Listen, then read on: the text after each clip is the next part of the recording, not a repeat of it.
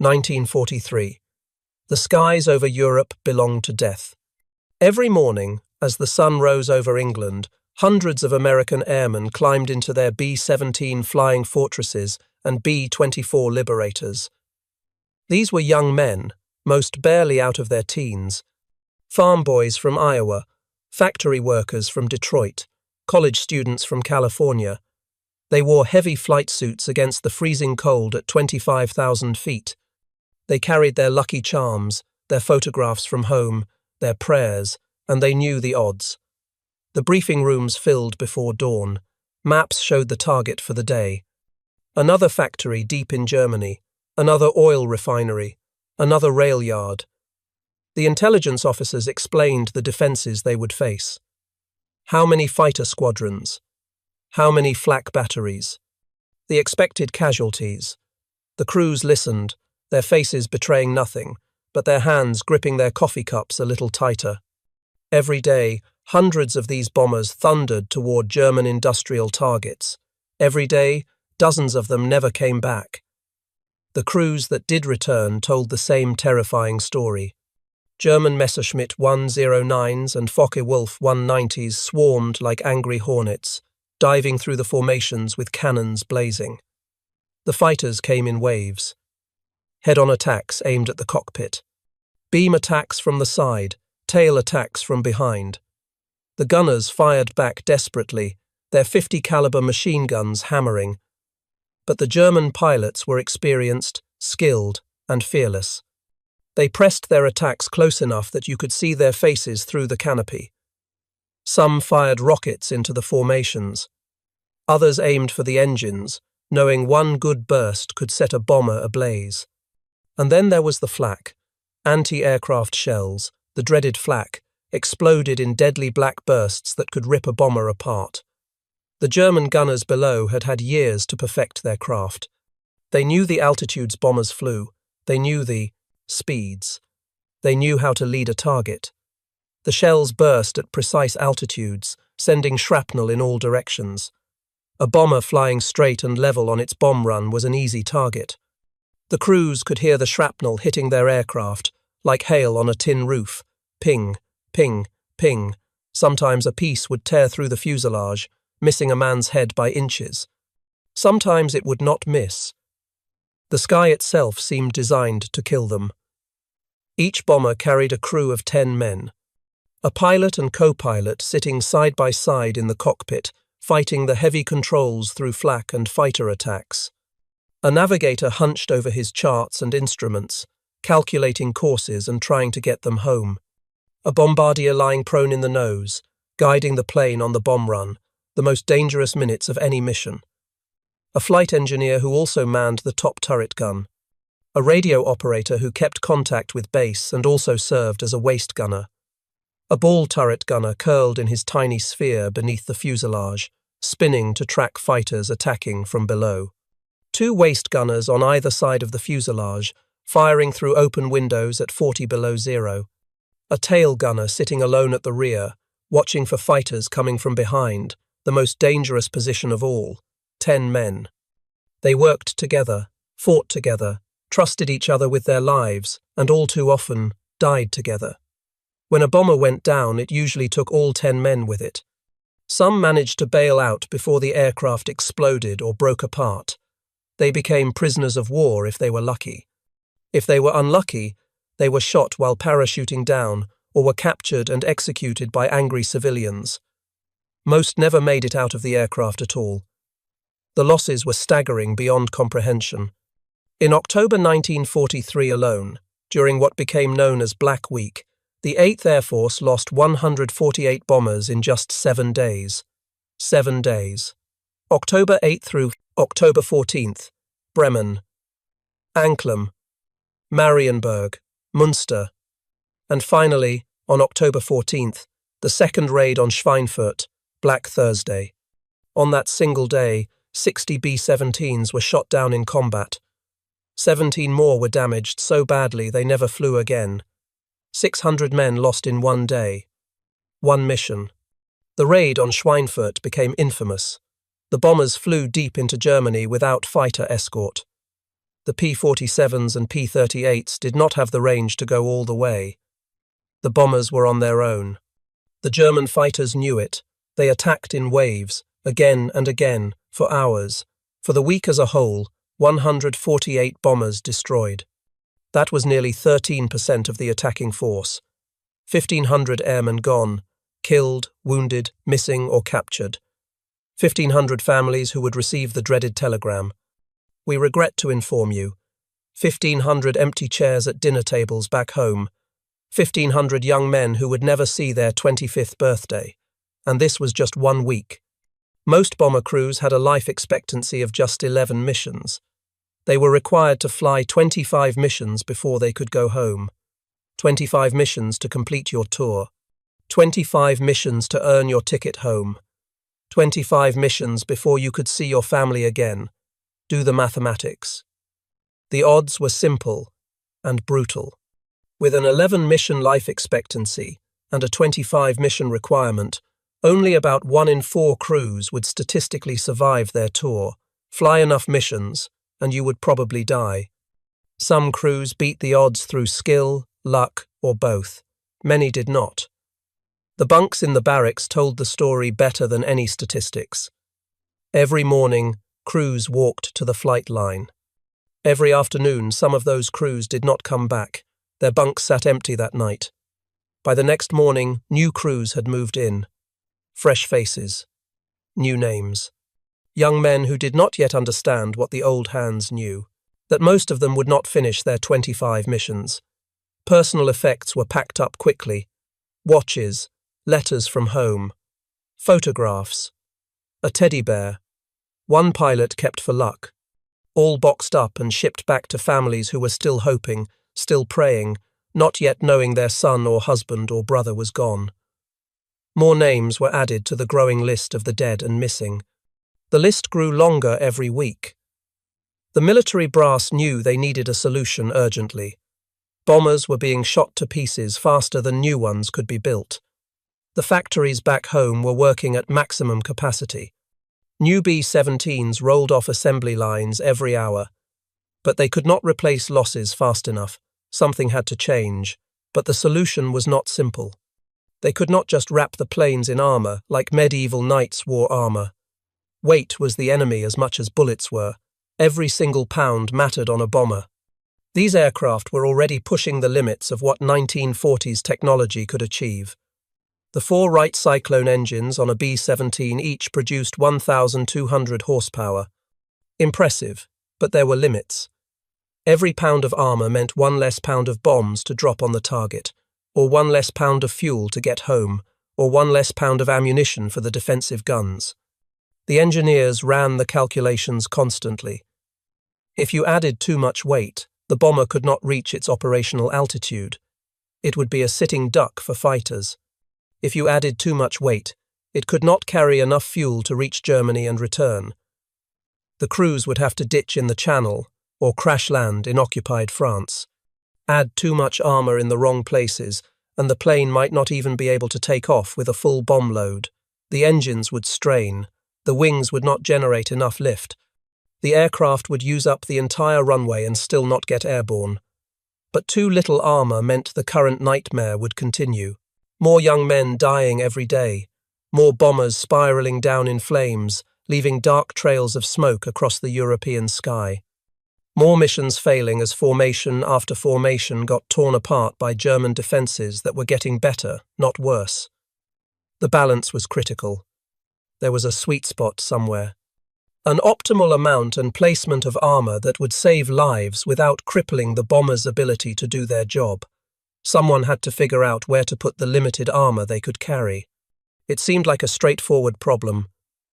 Study where the planes are getting hit. Armor those areas. Protect the vulnerable spots. Or so they thought. The military had the best engineers in the country working on this. They had combat veterans who had flown the missions. They had designers who knew every rivet and bolt in these aircraft. And they all came to the same conclusion. It was obvious where the armor should go. At Columbia University in Manhattan, just blocks from where the city's energy hummed with wartime urgency, A secret group of mathematicians and statisticians were fighting the war with equations instead of bullets. They called it the Statistical Research Group, the SRG. And these were not ordinary academics.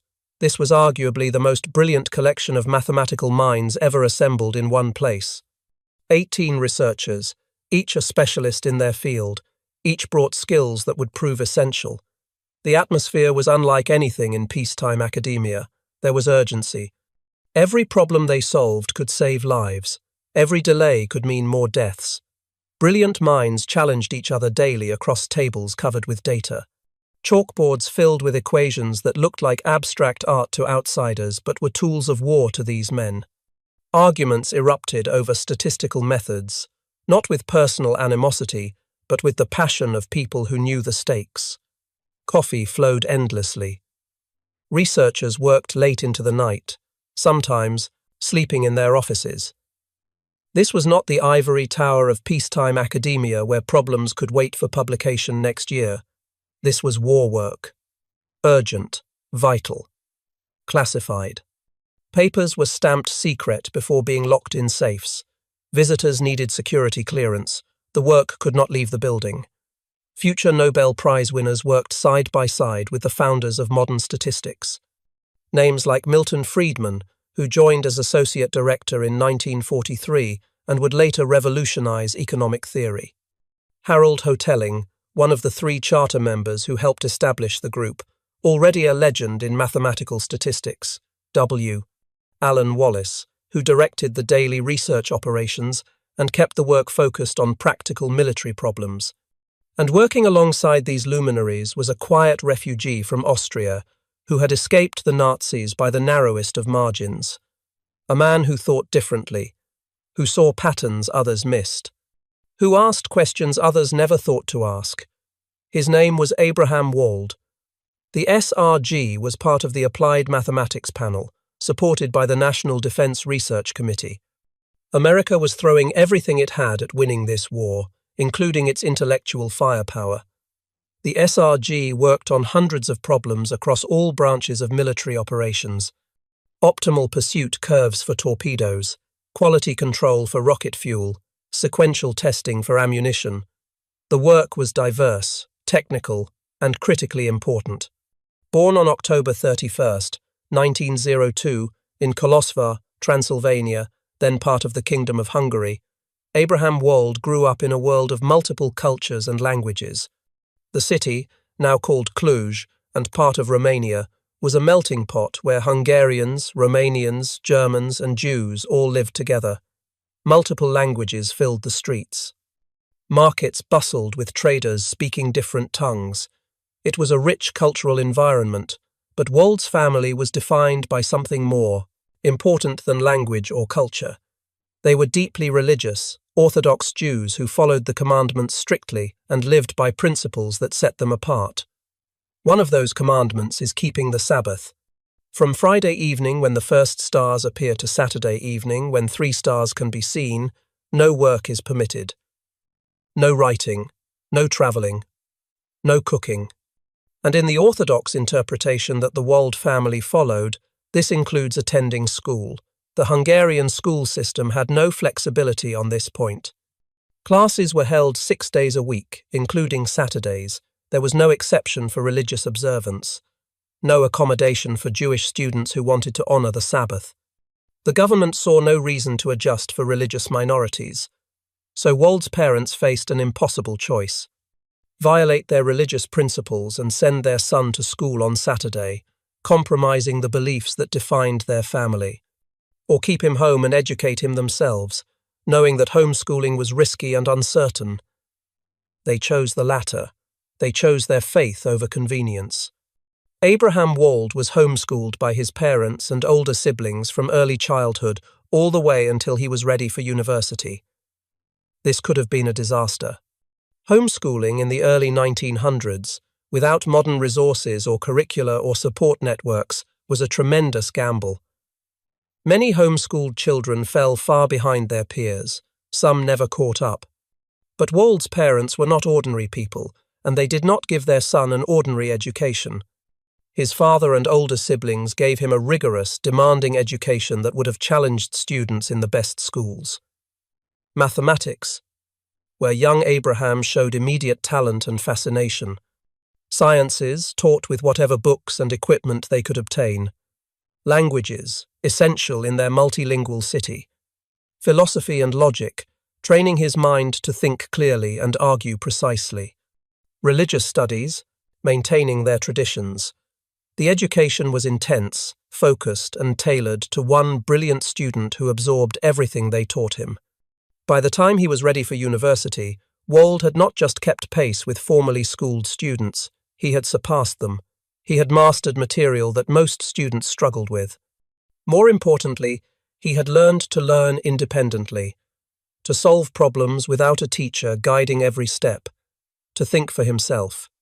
These skills would prove more valuable than any conventional schooling could have provided. In 1923, at age 20, Wald enrolled at King Ferdinand I University in Cluj to study mathematics. The university recognized his preparation immediately. He excelled in every course. He graduated in 1928 with distinction. Then he made the decision that would shape his career. He moved to Vienna, the intellectual capital of Central Europe, to pursue his doctorate. He studied at the University of Vienna under the supervision of Carl Menger, himself a legendary mathematician who was pioneering new fields.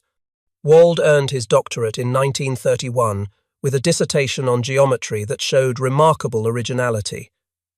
He was 28 years old. He was brilliant, creative, capable of seeing connections others missed. Any university in Europe would have been fortunate to have him on their faculty. He should have had offers from multiple institutions competing for his talents. But this was Vienna in the 1930s. This was Europe sliding toward catastrophe. Anti-Semitism was rising across the continent like a dark tide. Jewish scholars, no matter how talented or accomplished, faced systematic barriers to academic positions. Universities had quotas limiting Jewish faculty. Departments openly refused to hire Jews. The old academic establishment saw Jews as outsiders, as threats, as unworthy regardless of their abilities. Abraham Wald, despite his doctorate, despite his brilliance, despite his promise, could not get a university appointment. He applied. He was rejected. He applied again, rejected again. Not because his work was inadequate, because he was Jewish. So instead of teaching and researching at a university, he worked as a mathematics tutor to Karl Schlesinger, a wealthy banker. It was steady work, it paid reasonably well, but it was a waste of extraordinary talent. Later, Oskar Morgenstern, director of the Austrian Institute for Business Cycle Research, recognized Wald's abilities and created an economics position for him. This was not charity. Morgenstern knew talent when he saw it. Wald began applying his mathematical skills to economic problems, bringing the same rigor and creativity to a new field that he had brought to geometry. He was making contributions, publishing papers, building a reputation among economists, but he was still shut out of academia proper, still unable to get the university position his abilities deserved. Then came March 1938, the Anschluss, the annexation, the catastrophe that Austrian Jews had feared but hoped might never come. Nazi Germany, emboldened by years of conquest and expansion, turned its attention to Austria. German troops crossed the border on the morning of March 12th. They met no resistance. Many Austrians welcomed them with cheers and Nazi salutes. The formal annexation law was signed March 13th. Austria ceased to exist as an independent nation. It became part of the German Reich. For Austria's Jews, this was not a political change, this was existential threat. The Nazis immediately began implementing their racial laws with enthusiastic support from many Austrians. Jewish professionals were fired from their jobs within days. Jewish businesses were confiscated or destroyed. Jewish people were beaten in the streets by mobs, while police stood by watching or participating. Synagogues were vandalized. The persecution that had taken years in Germany happened in Austria in weeks. Abraham Wald saw what was coming. He understood that this was not temporary, that this would get worse, not better, that staying meant death or imprisonment at best. That summer, 1938, just months after the Anschluss, he fled Austria for America. He left behind almost everything: his home, his work, his professional network. Most devastating of all, he left behind his parents, his siblings, most of his extended family. They could not all get visas. They could not all escape. Someone had to stay behind. He promised to send for them when he could. He promised to get them out. He never saw most of them again. All but one of the 9 family members who remained in Austria would die in Auschwitz. His parents, his siblings, people he loved, people who had educated him and shaped him and believed in him, gone into the machinery of genocide. And Abraham Wald, safe in America, would carry that survivor's guilt for the rest of his life. In 1938, Wald was invited by the Cowles Commission for Research in Economics, then located in Colorado Springs, Colorado. He briefly served as a research fellow there. By September 1938, he had moved to Columbia University in New York as a Carnegie Corporation Fellow under Harold Hotelling. This was Wald's home for the rest of his career. He became an associate professor, then a full professor. He joined the faculty permanently. He was finally, after years of discrimination and displacement, where he belonged, teaching, researching, creating new mathematics. When World War II began, America mobilized not just its factories and armies, but its minds. The Statistical Research Group was established at Columbia University, with charter members formally recognized July 1, 1942. It operated through 1945. 18 researchers worked there, supported by approximately 30 young women who handled the computing work, mostly mathematics graduates from Hunter and Vassar colleges. The SRG tackled problems that could save lives, and one of the most urgent was the bomber problem. Allied bombers were being destroyed at an unsustainable rate. The military needed to know where to add armor. The question seemed simple. Where are the planes getting hit? Armor those spots. Engineers examined hundreds of bombers returning from missions over Europe. They met each bomber as it landed. Before the crews could even debrief, technical crews swarmed over the aircraft with clipboards and cameras. They carefully documented every bullet hole, every piece of shrapnel damage, every torn piece of aluminum, every damaged system. They measured the holes. They recorded the locations precisely. They photographed the damage from multiple angles. Back at headquarters, they compiled this data into detailed diagrams, silhouettes of B-17s and B-24s, covered with dots representing damage. Each dot marked where a bullet or piece of shrapnel had struck. After examining hundreds of aircraft, patterns emerged clearly. The data was consistent across different bomb groups, different targets, different missions. The fuselage showed heavy damage, holes everywhere, some small from machine gun fire, some large from cannon shells. The wings showed heavy damage, particularly the areas near the fuselage. The control surfaces, the ailerons and elevators, were often peppered with holes. The tail sections showed heavy damage. Both the vertical stabilizer and the horizontal stabilizers had taken beating after beating, but the engines, relatively little damage. Oh, there were some hits, but far fewer than the fuselage or wings. The data was clear on this point. The cockpit, not much damage either. Some hits, but nothing like what the fuselage sustained. The fuel systems? Surprisingly clean. The fuel tanks showed less damage than expected. The engineers compiled their statistics. They created bar charts and diagrams. They calculated the percentage of returning aircraft with damage to each area. The fuselage, wings and tail topped the charts. The engines, cockpit, and fuel systems were at the bottom. The conclusion seemed obvious. Completely, utterly obvious. Add armor to the parts taking the most hits. Reinforce the fuselage where the majority of damage occurred. Strengthen the wings that were getting torn up by fighters. Protect the tail section that showed consistent damage. These were the vulnerable areas. The data showed it clearly. Any engineer looking at the numbers would reach the same conclusion. The proposal went to the Statistical Research Group for analysis.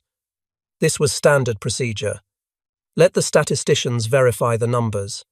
Confirm the conclusion, then implement the solution. It should have been routine. A few days of number checking, then approval, then production.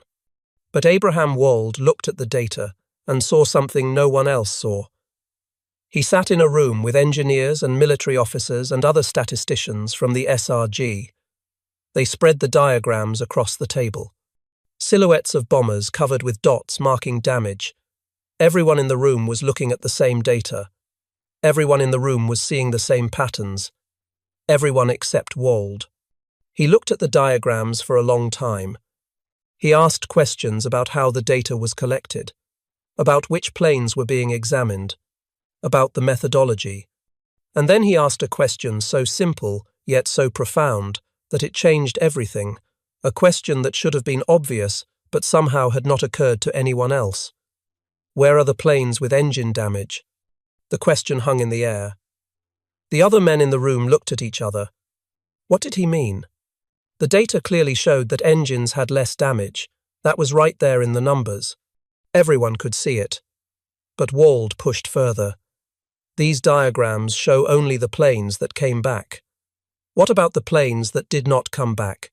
Where were they hit? Everyone else looked at the returning planes and saw damage patterns that showed vulnerability. Wald looked at the returning planes and saw a selection bias, an enormous, glaring selection bias that everyone had missed. These were the survivors. These were the lucky ones. These were the planes that made it home despite being damaged. What about the planes that did not make it home? Where were they hit? What killed them? The engineers were analysing a biased sample without realising it. They were only studying planes that survived combat and made it back to England. The planes that got shot down were not available for study. Those planes were scattered across Europe, crashed in German fields, burning in French forests, sunk in the English Channel, blown apart at altitude. Their damage patterns could not be documented. Their crews could not report what hit them. Their data was missing. Gone. Lost. And that missing data was the most important data of all. Wald realized something crucial about how the data was collected. If the returning planes showed heavy damage to the fuselage, wings, and tail, that meant something very specific. It meant these areas could absorb significant damage and still allow the plane to fly home. A bomber could take dozens of holes through the fuselage and keep flying. The crew might be terrified. There might be wounded men bleeding in the back, but the aircraft remained controllable. The engines kept running. The pilots could still fly it. Holes in the wings? Serious, but not always fatal. The wings on a B-17 were massive structures with multiple spars and ribs. You could punch a lot of holes through them before the wing failed structurally. The planes were survivable with hits to those areas. That was what the data was actually telling them. Not that these areas were vulnerable and needed protection, but that these areas could take damage without bringing the plane down. But the engines showed little damage on returning planes. Why? Not because the engines were less likely to be hit. Wald assumed, on good evidence confirmed by combat analysis, that German fighters and flak aimed at the entire aircraft. Hits in combat were distributed fairly randomly across the bomber. There was no reason to think engines were magically protected or harder to hit. They were big, obvious targets hanging off the wings. Fighters specifically aimed for them. Flak exploded near them. So why did returning planes show so little engine damage? The answer was chilling. The engines showed little damage on returning planes because planes hit in the engines did not return. They went down. A hit to an engine could start a fire that could not be extinguished. High-octane aviation fuel fed the flames. The fire spread. The engine broke apart, pieces flying off, maybe damaging the wing or starting more fires. Or the hit destroyed the engine outright, stopping it instantly. With one engine gone, the pilot could maybe limp home if they were close. With two engines gone on the same wing, the plane became uncontrollable. It rolled over, and dove into the ground. The same logic applied to the cockpit. Few returning planes showed damage to the cockpit area. Not because it was a small or protected target. The cockpit was right up front where fighters loved to make head-on attacks. The entire nose of the bomber was glazed with clear panels. Fighters could see the pilots sitting there. They aimed for them specifically, trying to kill the crew that controlled the aircraft. So why did returning planes show limited cockpit damage? Because when the cockpit took a direct hit, when bullets ripped through and killed the pilot and co-pilot, or wounded them so badly they could not fly, the plane did not come home. It crashed. The crew died. The fuel systems showed the same pattern. The fuel tanks held hundreds of gallons of high-octane aviation fuel. One tracer round, one incendiary shell, one piece of hot shrapnel hitting a fuel tank could turn the entire bomber into a flying torch. Crews called it cooking off. The plane would light up, flames spreading instantly through the fuel vapor. The crew had seconds to bail out if they were lucky. Most were not lucky, so planes with severe fuel system damage did not make it back to England. They burned over Germany, or limped part way, and crashed in the Channel. The absence of engine damage on surviving planes was not evidence that engines were safe. It was evidence that engine damage was fatal. The absence of cockpit damage on surviving planes was not evidence that cockpits were well protected. It was evidence that cockpit damage killed the crew and doomed the plane. The absence of fuel system damage on surviving planes was not evidence that fuel tanks were secure. It was evidence that damaged fuel systems led to catastrophic fires.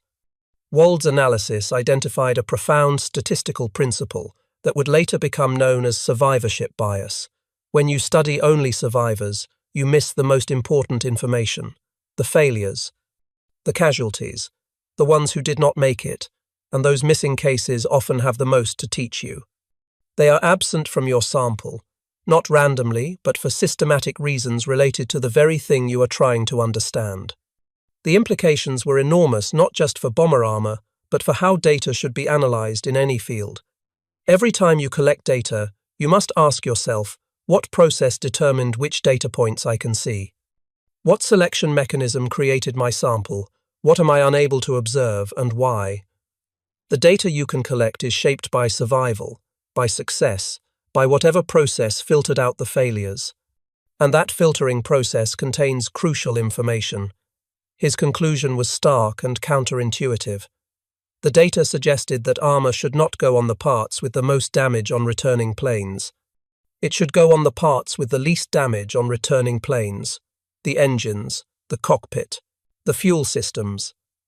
The parts that, when hit, prevented planes from coming home at all. If a plane could survive hits to the fuselage and still fly home, the fuselage was not the critical vulnerability. But if planes hit and the engines never came home, then engines were the critical vulnerability. This was backwards from what everyone expected. It contradicted the obvious interpretation of the visible data. But Wald was right. The engineers had been about to make a catastrophic mistake. They were about to armor exactly the wrong parts of the aircraft. They would have added weight to areas that were already survivable, while leaving the truly vulnerable areas unprotected. Bombers would have been heavier, able to carry less fuel and bombs, and no safer than before. More crews would have died, all because no one had thought to ask about the missing data. Wald wrote 8 technical memoranda for the SRG analyzing damage distribution on aircraft. These were not simple documents. They were severely technical, filled with equations and statistical proofs. He developed mathematical methods to estimate damage distribution for all aircraft, including the ones shot down, using only data from survivors. This required sophisticated statistical inference. He had to work backwards from biased data to infer what the complete, unbiased data would look like. His papers were classified during the war for security reasons. The enemy could not know how American operational research was improving bomber survivability. The documents remained classified for decades after the war ended. They were finally declassified in the late 1970s. In 1980, the Center for Naval Analyses published Wald's complete wartime memoranda. Researchers could finally examine the original work in detail. The SRG operated under a specific policy that shaped how Wald presented his findings. They were analysts, not military commanders. Their job was to analyze data and answer the questions they were asked. They did not make explicit military recommendations about implementation. That was for military command to decide based on the analysis. So Wald's memoranda present the statistical analysis and show what the data implies. But they stop short of saying, you must do this specific thing. The implications were clear to anyone who read them. But the final decisions belonged to the military officers who understood aircraft design, production constraints, and operational requirements. The military used Wald's statistical methods through the rest of World War II. His approach to analyzing battle damage became standard procedure. The principle he established became embedded in military operational research for decades to come. Question your sample selection. Think about the missing data. Consider what you cannot see. Ask why certain data is available and other data is not. His work was used in the Korean War when new aircraft needed armor assessment. It was used in the Vietnam War when helicopter survivability became critical. It was used every time the military had to decide how to protect aircraft, vehicles, or personnel. The methods were taught at military academies and war colleges. Officers learned to think like Wald, to see not just the data in front of them, but the invisible data hidden by survivorship. But Wald's contribution went far beyond bomber armor. He had identified one of the most important concepts in statistics and critical thinking, survivorship bias. The systematic error that occurs when you study only successes, only survivors, only winners, and forget that the failures have information too. Perhaps the most important information. This insight applies far beyond military operations. In business, we study successful companies and read case studies about winning strategies. But we rarely examine the thousands of companies that tried identical strategies and failed. They went bankrupt, they closed. They are not here to tell their stories. We see only the survivors and draw conclusions from incomplete data. In medicine, clinical studies can suffer from survivorship bias. If you only study patients who survive to reach the hospital, you miss the most severe cases, the ones who died before arrival. This leads to underestimating the deadliness of conditions and wrong conclusions about which treatments work best. In finance, mutual funds that close due to poor performance disappear from historical comparisons. When you evaluate average mutual fund returns, you only see the funds that survived. The failures are not in the data. This inflates performance statistics and misleads investors. Abraham Wald taught us to ask the uncomfortable question: what am I not seeing? What data is missing? What failures am I ignoring because they are not here to be counted? These questions require us to imagine what is not there, to think about the invisible, to remember that absence of evidence is not evidence of absence. This requires double vision. You have to look at what is in front of you and simultaneously imagine what is not there. You have to analyze the data you have while also analyzing the data you do not have. Most people cannot do this naturally. Wald could. After the war, Wald continued his groundbreaking work at Columbia. He was now recognized as one of the leading statisticians in America. His wartime work had proven the power of mathematical thinking applied to real problems. In 1947, he published a book that would transform statistics, Sequential Analysis. This work grew directly from his wartime research. The methodology was initially classified because of its military applications. But after the war ended, Wald refined and expanded his ideas into a complete theoretical framework. The book, published by John Wiley and Sons in New York and Chapman and Hall in London, revolutionized how scientists and engineers design experiments and make decisions. Traditional statistical methods required you to decide your sample size in advance. You would test exactly 100 subjects or measure exactly 1,000 parts, then analyze all the results at once. This approach wasted resources. Sometimes you could reach a confident conclusion with far less data, but the traditional methods forced you to collect the entire predetermined sample anyway. Wold showed how you could make reliable decisions with less data by analyzing results as they came in. You could stop collecting data when you had enough evidence to make a decision with confidence. This saved time.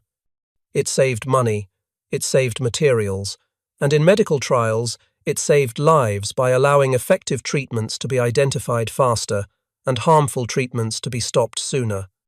The methodology he developed became standard across countless fields: medical trials testing new drugs, quality control in manufacturing, industrial testing of materials. Anywhere decisions must be made with uncertain information and the cost of data collection matters, Wold's sequential analysis changed how the work was done. By 1950, Abraham Wold had become one of the most respected statisticians in the world. He had transformed multiple fields. He had trained a generation of students who would carry his methods forward. He had proven that pure mathematical thinking could solve real-world problems and save lives. That year, the Indian government invited him to lecture on statistics. Wold was scheduled to address the Indian Science Congress in Bangalore and visit the Indian Statistical Institute in Calcutta. He arrived in India in November 1950 with his wife, Lucille. Their two children, Betty and Robert, remained home in the United States. The trip was scheduled for a few months. Wold expected to return to Colombia in mid-February. December 13, 1950. Wold and his wife boarded an Air India flight, a Douglas C-47, registration VTCFK. The plane was flying from Bombay to Trivandrum with a stop in Madras. It was a scheduled commercial flight, routine and safe. But something went wrong over southern India. Near the town of Kotagiri in the Nilgiri Mountains, the plane flew into the side of a mountain. Navigation error. The pilots did not see the terrain until too late. The aircraft crashed in a rocky valley below Rangaswamy Peak, approximately 8 miles from Kotagiri at 6,000 feet elevation. All 21 people aboard died instantly. 17 passengers, 4 crew. The wreckage was not found for a week. The terrain was so difficult that bodies could not be removed. They were laid to rest at the crash site. Abraham Wold was 48 years old.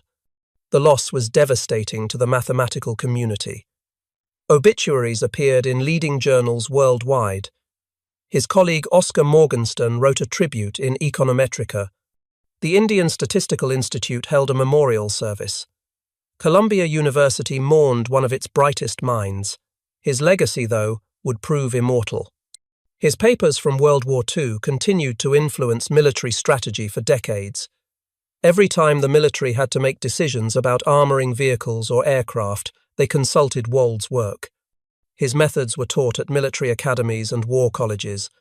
His concept of survivorship bias became one of the most important ideas in statistics, decision theory, and critical thinking. It is now a standard topic in statistics, education, business schools, medical training, and social sciences. Everywhere people need to understand how biased samples can lead them astray. Today, more than 70 years after Wold did his analysis, survivorship bias affects how we understand success and failure across countless domains. When we study winners, we must remember the losers who are not there to study. When we analyze survivors, we must think about those who did not survive. When we see data, we must ask what data is missing. In business, survivorship bias creates a completely false picture of what strategies work. We study successful companies and read case studies about their brilliant decisions. We learn from CEOs who took bold risks and won big. But for every CEO whose risk-taking led to billions, there were dozens whose identical risk-taking led to bankruptcy. Those failed CEOs do not write memoirs, they do not give speeches, their companies are gone. They are the missing planes, and because we only study the survivors, we conclude that their strategies must work, never realizing that survivorship bias is hiding all the failures. In medicine, clinical studies that only examine patients who survived to reach the hospital miss the most severe cases. The patients who died before arrival are not in the data. This leads to systematically underestimating how dangerous conditions are and reaching wrong conclusions about which treatments work best. Hospital-based studies see a biased sample, the survivors, just like Wald's engineers studying returning bombers. In finance, mutual funds that close due to poor performance disappear from historical comparisons. When you evaluate average fund returns, you only see funds that survived. The failures are not there anymore. This inflates performance statistics by an estimated 1 to 2% per year. Compounded over decades, this makes an enormous difference to retirement savings. Every success story hides untold failures. Every survivor represents many who did not survive. Every data point you can see exists alongside countless data points you cannot see. Wald taught us a way of thinking that goes beyond bomber armor. He taught us to question our samples, to ask whether what we observe is representative or biased, to consider selection effects, to think about what process generated the data we have access to and what that process might be hiding. In 1943, young men climbed into bombers every morning, not knowing if they would see another sunset. The military looked at bullet holes and saw obvious solutions. They saw damaged fuselages and wings and tails. The data seemed clear. The conclusion appeared obvious. They were about to armor exactly the wrong parts of their aircraft. But Abraham Wald looked at the same data and saw something different. He saw the planes that were not there. He saw the missing bullet holes. He saw the invisible truth hiding in plain sight. He asked the question no one else thought to ask. Where are the planes with engine damage? Why are they not here? What does their absence tell us? It was not magic. It was disciplined thinking. It was rigorous mathematics, applied with creativity and insight. It was the willingness to question assumptions everyone else took for granted. And because he looked beyond the obvious, because he questioned what everyone accepted, because he asked about what was missing instead of just analyzing what was present, his insight helped protect American airmen flying into danger, not through advanced weapons, not through better tactics, but through clear thinking, through asking the right question. That is the legacy of Abraham Wald. Not just his mathematical brilliance, though that was extraordinary. Not just his contributions to statistics and operational research, though those were groundbreaking. His true legacy is teaching us to see what is not there, teaching us that the most important data is often the data we cannot collect, teaching us that the most important lessons come from the failures that did not survive to teach us. In a room full of brilliant minds, Abraham Wald was the one who asked the different question. He was the one who saw past the obvious.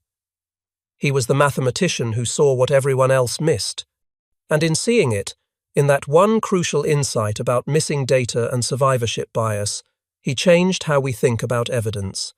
He gave us a tool for avoiding systematic errors in reasoning. He taught us that sometimes the most important thing in the room is the thing that is not there.